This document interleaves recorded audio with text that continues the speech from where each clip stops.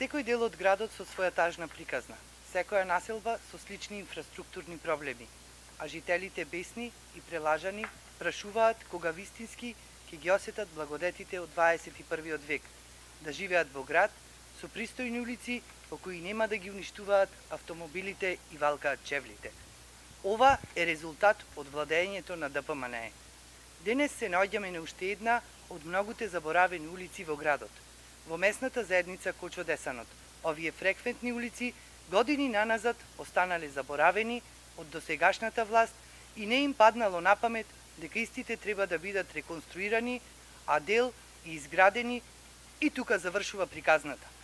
Од ова место ги прашуваме ДПМНЕ и Илиоски како најавуваат измислени мегаломански предизборни проекти, кога во изминатите 12 години не ги исполнија проектите кои имаат основно значење за животот на граѓаните.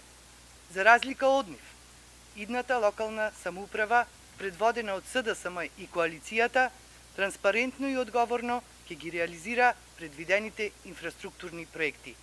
Реконструкција на дел од комуналната инфраструктура на улицата Стив Наумов и улицата Цар Самуил, уредување на дворот и детските реквизити за забава во паркот на месната заедница Кочо Десанот, осветлување на улиците, поставување на вертикална сообраќајна сигнализација, изградба на детски парк и нови зелени површини во месната заедница Васко Карангелевски, уредување на просторот околу хотел Битола.